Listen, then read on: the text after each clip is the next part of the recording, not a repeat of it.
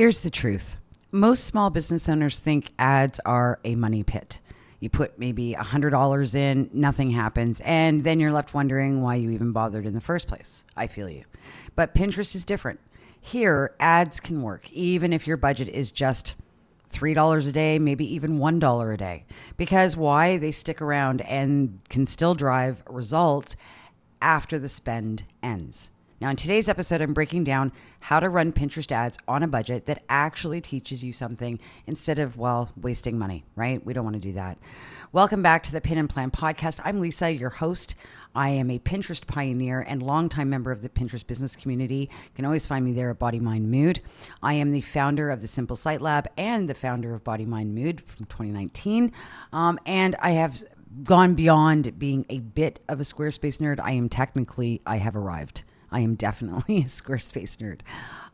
And every week, for the last couple of weeks, I have been opening up the show with a new segment, sort of what's happening across social media, right? Because let's be honest, what happens on TikTok, maybe even on Instagram or YouTube, for example, generally will show up on Pinterest like tomorrow or within the same week, and vice versa. Sometimes things that Pinterest is doing start to trend on other platforms. And of course, ads, they're no exception. Now, let's start off with TikTok because I'm a TikTok user, and I know there are a number of PBC members who are also on TikTok. Now, they're actually pushing some new tools, what they call smart budget tools, where creators can test ads at either $5 or $10 a day. But Pinterest, of course, they've been letting us actually do this for a number of years. It's just a very underutilized way of running ads. Okay. Instagram. I know most of you are on Instagram. I am on Instagram. Now ad costs on Instagram are actually climbing, especially for small businesses. They're not getting any cheaper. They're actually getting a little more expensive. That's making Pinterest, I think for most people, it's making it much more attractive because ads are clearly cheaper on Pinterest. And as we know, they live longer. Think evergreen. Now, in the Pinterest business community, there have been a couple of conversations happening about ads. I did actually do a question, I think like a month ago, more specifically, because that was one question that actually stood out. I've answered a number of them, but there's one in particular. And they were asking things like, is $50 even worth using to test with? Am I just going to burn through it? Well, the good news is you don't need $1,000, for example, to learn what works on Pinterest. As I mentioned, it's literally at the point of $1. Okay, so let's get into why Pinterest ads on a budget can actually work and how to approach them without being fearful of them. Because I know that being new to ads, sometimes it can create a little bit of fear, right? Now, here's why running ads on Pinterest feels different than other platforms. Pins live longer. Ads here don't vanish after your budget stops. No, they don't. They stay out there. How do I know this? Because I have done this. And I still see some of my pins that I had originally promoted in ads resurfacing. Okay. They circulate organically and for a long period of time. You can always test small as $1 recently. But my model and what I've done, my framework is based off of $3 a day. It doesn't, buy you sales necessarily, but what it does do is it buys you some clarity about what content pins are catching attention on Pinterest. Lastly, confidence, right? Running ads on Pinterest feels different than other platforms because of the confidence level. It's not just clicks. The goal isn't to go viral, right? So it takes a lot of that pressure off of you as a pinner. And it's to learn really what resonates with your current pinner audience, other pinners on Pinterest, and remember all of those new pinners who constantly come to Pinterest and sign up every day. Why do you want to know what resonates? You want to know what resonates because then you can scale smartly and better. Okay? This is why small budgets do matter here. You're not just spending and then, right, and nothing. You're investing in insight that you're kind of buying from Pinterest, really.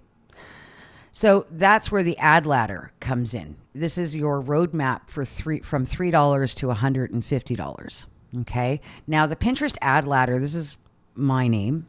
This is what I did. And I actually created this framework back not too long ago, 2022. Short note here. I tried ads. I threw a lot of money at it. Didn't work. And I sat down and said, what am I doing wrong? And I actually figured out and started to really dig into what I needed to know, what was relevant, what wasn't relevant, and so on. And I have created this framework. And this is actually a framework that I recommend to clients on the website side when they're new and they're promoting their web designs, websites and so on. So here we go. Ladder is the framework I recommend. Okay, $3 a day. Generally, at $3 a day, you're going to run it for usually 5 to 7 days. So $3 a day at $3 a day for 5 days would be like $15. $3 a day at 7 days is like $21. You're buying tension data. You're testing what catches the clicks. Okay, you're basically testing your content. You are testing content. So for example, you might have a blogger. I know there's a lot of bloggers out here. Tested 2 pins. A pin with text overlay versus a plain image with nothing on it. The text overlay obviously got 3 more times the clicks than the plain image. So what did she learn, or what did they learn in that 5 to 7 day period at $3 a day? Well, they learned that the text overlay works, right? Because some people do pins with just images. Okay. Now, what does it tell you? It tells you can move up $50 to $100. This is usually done at 7 to 10 days. So you can run it for 7 days or 10 days. What you're doing here is you're buying insights. You're learning what messaging or format of your pins is resonating. So when I say format, think video pins, static pins, kind of like video type carousel pins where it's split. You're learning what actually works for your audience and for the greater audience on Pinterest. Okay, now an example would be, a digital planner seller who's testing testimonial pins versus product mock-up pins. Okay, now testimonial pins, in this case, got 2 times more clicks, right? Now, I mentioned this in a couple of episodes back that testimonial pins are steadily gaining, not just on Pinterest, but actually on a lot of platforms. People want to see the proof. Proof is in the pudding, right? And that's fine. But I did notice that there has been a greater push on the testimonial pins. Now, with product mock-up pins, I mean, they're nice, they're good, but they're just not going to do as well for this particular example as the testimonials. Now, when you move up to $150 plus, that's usually an advertising campaign that's run between 7 days or 10 days. What you're doing in this part of the ladder is you're confirming consistency, right? You've got the data, you know what's working, right? And so once you start to scale up, meaning in cost, you're just confirming what you already knew right, at the $3 and at the $50, right? You don't have to guess anymore. If your cost per click or your CPC stays steady and your CTR or your click-through rate holds, then you can scale up, right? Because there's no fluctuation. You know exactly where you're at, right? Now, the key takeaway when using the Pinterest ladder is try not to skip ahead. Every single budget level, so from $3, $50 to $100, and $150 plus, they each have a role to play in the ladder, because the information that you're gleaning from each level, each part of the ladder, helps you move forward. If something's not right, if you're running ads at $50 to $100 and you see really high spend, like really high cost per click, or a low click-through rate, my advice, pause it. Adjust the content. Have a look at what you're doing, what's out there. Decide maybe one pin is just not doing it, one pin is doing a little bit better. That's the pin you want to go with. So don't skip ahead. Just make sure that you glean that information from each level that you're doing. And once you've got your budget, right, setup matters and so on.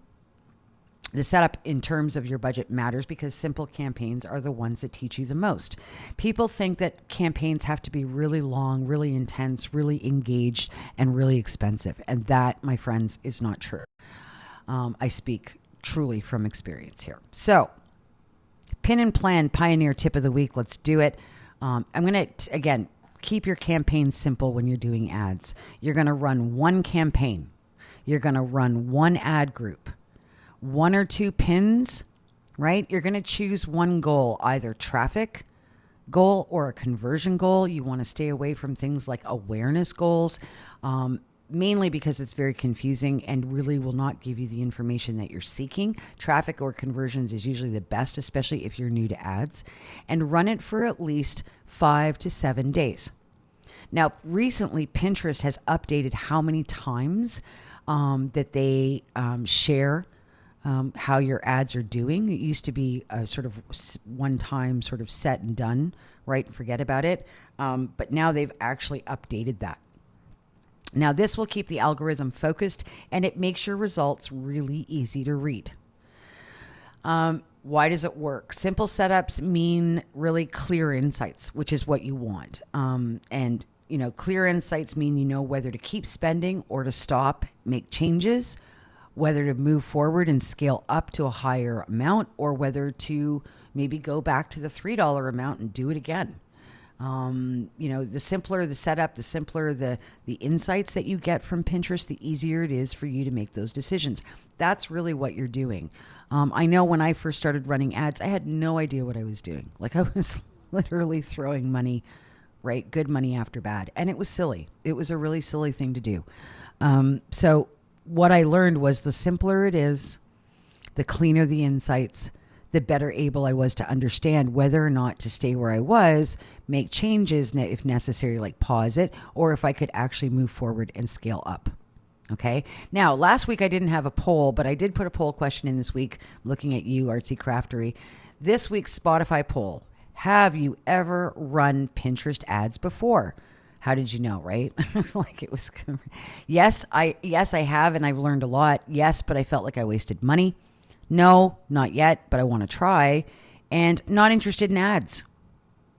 Okay. Now your votes do help me decide if I should create a step-by-step setup tutorial for, future episodes. Anything that you share with me always gives me greater insight to the kind of information and episodes that I can create for you, the listeners, because it really matters to me. Okay. Now on to my favorite part. This is actually one of my favorite parts, real PPC question and answer. Now, this was the question I mentioned to you earlier at the beginning of the podcast from a member in the Pinterest business community. And they said, I've tried running a few ads on Pinterest, but I felt like I wasted my $50. Is it really possible to learn anything with such a small budget? Short answer, yes. But only if you run your ad campaign the right way. There is a way to do it at a smaller budget. And to be fair, again, this is what I had to figure out on my own. And once I figured it out, I was like, I need to share this, right? But yeah, this is what I was doing. So at $50, you're not buying sales. Everybody needs to stop thinking about sales, right? You're buying insights. It changes. Think of it as paying for data. You're paying Pinterest for that data that doesn't just automatically appear on your profile or in your analytics. What a headline, an image style, or even a pin format gets attention, really, when you see what's happening, that's really your win. That is the data you are paying for. Now, if you approach $50 with an expectation of a massive ROI or return on investment, I hate to say this, but it's true, you'll be sorely disappointed. Because if you use it to learn, if you do use it to learn that knowledge, then it shapes both your ads and your organic strategy moving forward. What I'm really trying to say there very ineloquently is that when it comes to your ads, take your time, start small, stay simple, stay clear. The more you rush, the more money you throw at it, the less likely you are to see the kinds of information that you are actually truly seeking. Okay? And we do have a belief system, really, a lot of us, that if you run an ad, it equals sales. It might, it could, but here is not what we're trying to do. Initially, what you're trying to do is understand what works, right? And then it helps you. That information just helps you scale up and scale up. Okay? Now, if it feels overwhelming, And I know it probably does for a lot of people. I've talked to a number of PBCers and some other creators on other platforms who've told me, yeah, this, running ads is just, oh my God, it makes me tired. But I've got something coming up just for you, my listeners, and for other people who are listening, maybe on Apple and maybe on Amazon. I've got a masterclass. Yes, I do. Before we wrap up here, I've got some really good news. So next Thursday, September 18th, I'm hosting a Pinterest Ads on a Budget masterclass. It's a 1 hour, an hour and a half, where I walk you through literally step by step how to set up ads on Pinterest without blowing the budget. This isn't theory. I'm literally giving you an exact roadmap from $3 to $150 that I use for myself, both in past and present, and that I use with my clients for the Simple Site Lab. Now, the seats are limited. I did 30 spots. The cost is $33. It's not going to break the bank, and I am not going to be one of these people who says, oh, you're going to learn this, and then I don't teach you anything. I promise you, you will have a roadmap that you can confidently use on Pinterest for running ads. There will be a Q&A that I will get down and dirty with people on niching and what they're trying to do, and we'll talk. So if you've been nervous about testing ads or you want someone to guide you through setup, right, this is the time. Now I'm going to drop the link in the show notes, but don't wait, because once those seats are gone, literally they're gone. Okay. And you can join the wait list there. Now, all right, let's wrap up with your takeaway. Okay. So wrap up on episode 13. Yay. Episode 13, 13 weeks since I started. Wow. So what's the takeaway today? Pinterest ads don't have to be scary or expensive. Oh my gosh. Start with $3 a day to test, move to $50 to $100 to learn what works, and confirm at $150 before scaling up. Remember to keep it simple, track the right metrics, and let ads teach you, not drain you. Okay?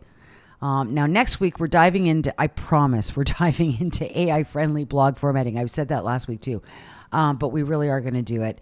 Now, how to make sure your website and Pinterest strategy work together to get indexed in AI search results. And now, until then, keep pinning with purpose. I hope to see you in the masterclass. Remember, new episodes drop here every Thursday on Spotify, Apple, Amazon, wherever you get your pinning pleasures. And I will see you next week. I hope you have an amazing week. Bye for now.